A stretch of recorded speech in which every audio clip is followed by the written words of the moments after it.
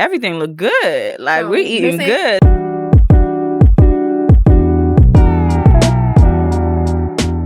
Alright, so the first restaurant is gonna be someplace called Lao Lao Bar. I don't know if I'm pronouncing that correct, but it's supposed to be Laotian food from Laos. It's literally 13-minute walk from our hotel room, maybe a 6-minute drive. We made a reservation for 4 and walked from the hotel to this restaurant, which was very fast and the views were amazing. Lao Lao was an easy find, and if you go there early on Monday through Wednesday, they have happy hour for half-price wine and snacks from 3 to 5. Once we got in, we were taken to our table to the far left side, and I have to say I definitely enjoyed the ambiance of Lao Lao. The decor was super cute, and it kind of reminded me of home a little bit with this old school sewing machine because my grandma had one when I was growing up. I also really loved their choice in lighting. It wasn't too vibrant, but it wasn't too dark either. And ladies, if you're looking for somewhere to take cool pictures, their bathroom was definitely a vibe with the red tiles and lighting. I took a few pictures there myself, and they came out so great. Looking at their menu though, they had a variety of foods with small plates for quick bites and even plant-based options. And once our server came to the table, he was very friendly and patient, and he informed us about their most popular dishes, which were the tapioca dumplings, barbecue pork skewers, barbecue chicken, pineapple fried rice, and drunken noodles. I ordered the mango juice, taro rolls as an appetizer, and the barbecue chicken. I definitely enjoyed the mango juice. My only issue was the amount of ice in the cup because a few sips in and the whole thing was done. Because of that, I'll give it an 8 out of 10. Our appetizers came at the same time, and one of the girls had ordered the beef jerky. When she had a bite, she said it tasted like the bulldog noodles and it was flavorful. She gave it an 8 out of 10. The other one had said that the beef jerky was the best one she's ever had. She gave it a 6 out of 10. It was my first time having beef jerky, so I didn't know what to expect, but when I took a bite, I was in for a surprise. First off, the texture threw me off because it was so hard and chewy, which is completely different from the tender and juicy steaks I usually eat. The flavor though was top tier for sure, with a little bit of sweetness and just a tad bit of spice, but I definitely wouldn't be eating this again because of how hard and chewy it was. We're both giving the flavor a 6 out of 10, but for me, the texture was definitely a 1 out of 10. In comparison to that, the taro rolls were soft and tender. I can't really describe what they tasted like by themselves because I've never had something like this before, but they didn't have much flavor until I added the sauce on top. That added such a burst of flavor, kind of like spicy teriyaki, which I really enjoyed. I'd give those an 8 out of 10. Not too long after, our entrees came to the table with my barbecue chicken and 3 orders of chicken drunken noodles. Now, my food was phenomenal. The chicken was so tender and juicy. There was a citrus herb sauce that I dipped it in, and when I tell you, it was mouth watering. The order also came with a side of noodles, which were sweet, but not too sweet, kind of like drunken noodles back here in the US. Then there was a side of cucumber salad, which was acidic in the best way possible. When I tell you, all the flavors balanced each other so well, I had no complaints. And the portion was perfect. I literally crushed and had no leftovers. 10 out of 10 meal for me. As for the drunken noodles the girls ordered, the ones I've had were always sweet and spicy, but this one wasn't until you added the sauce on top. In the end though, my heart and tummy were both full.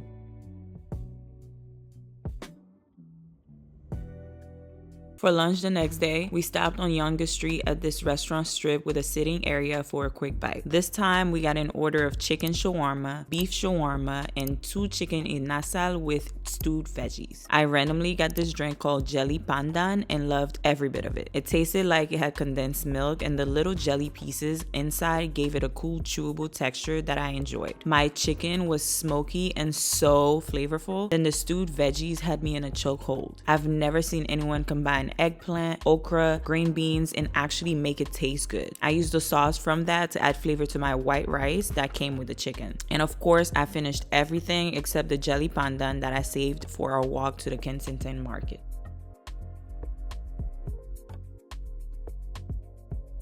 The next place we went to for dinner was the CN Tower. This was further away, so we took an Uber, which took a little bit over 15 minutes. The road was blocked off, so we got off right before that last turn, and because of that, we had a little walk before we entered the building. Fair warning though, you have to go through security, but once you're done with that, you'll have your pictures taken on the spot, and they'll give you the option to pay for them at the end of the dinner. Once we checked in, they gave us a card to access the elevator and walk to be escorted upstairs. By the way, they also have a souvenir shop stop right inside if you want to get anything. The view from the elevator was absolutely insane. You can see the whole city through the glass doors, and if you go at night, everything sparkles. When we reached the restaurant level, they showed us to our table and we ordered while watching the restaurant do a whole 360 to show us different sides of the city. Again, this was insane. Now I know what Drake meant in his Views album. For the table, we got the artisanal sourdough, grilled calamari, and East Coast mussels as our appetizers. The bread came with these little chips that had sprinkles of rosemary on top, and for some reason I really liked that. The sourdough wasn't too bad either. I just personally like bread, so I didn't mind it. As for the mussels, the sauce was the star of the show. The description will say coconut red curry, but I didn't taste much curry, just a flavorful lemony sauce. I even dipped my bread in it to soak up some of the juices when I ran out of mussels because it was that good. 8 out of 10 for that. I did not like the calamari because it was too chewy for me, but then the entrees got delivered to our table. We had 3 aged prime ribs of beef with different sides and the Fogo Island cod. The girls all said that their beef was tender and juicy but needed just a little bit of salt. The asparagus, mashed potatoes, and sweet potato fries were all perfect. And for my island cod, I definitely think it would have been a 10 out of 10 meal if it had a little bit of salt also. The fish was flaky, tender, and super moist. The veggies it came with were cooked to perfection, meaning not too soft where they were soggy, but cooked enough to have a slight bite to them, just how I like it. So we ate and chatted for a bit, and then Hassan got her strawberry and pistachio layer cake, which was low-key amazing. It was fluffy, not too sweet, and the strawberry syrup was thick and creamy rather than syrupy. Overall, 9 out of 10 for the restaurant. When we finished dining, we went to the lower level of the tower for even more views of the city. I cannot emphasize enough how beautiful this experience was, from the mirror ceiling, the reflection in the glass, and the pictures we took. It was all worth it, even though we didn't make it in time to see the very top of the CN Tower.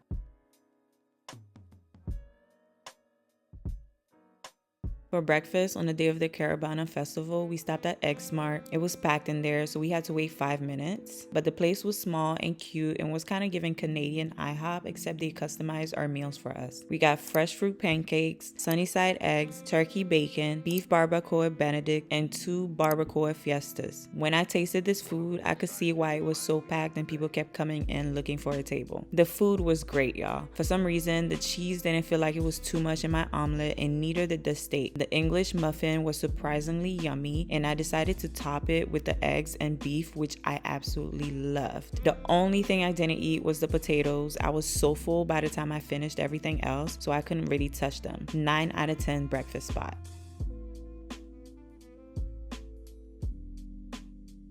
The last dinner we had in Toronto was at Bangkok Garden right after the Caribana festival. This was a huge Thai place right behind our hotel with all the decor to represent the culture. It was a little pond with koi fish, a Buddha statue, and mirrors everywhere for pictures. The all-day menu had a bunch of selections. I got the satay, coconut rice, vegetable stir-fry with chicken added. Lola got calamari, Hassan got the pad see ew, and Geneva got the shrimp rolls. The fried calamari was better this time around, less chewy and more flavorful. My chicken satay was bomb. It was so tender and flavorful, and it was chicken breast on top of that. It came with this peanut sauce that was kind of blowingly delicious, y'all. Every bite was just getting better and better. And when I thought it couldn't get any better, I tasted the coconut rice, and I don't know how, but I'm somehow going to recreate this recipe as soon as I figure it out. The chicken in the stir fry was even juicier, and that sauce,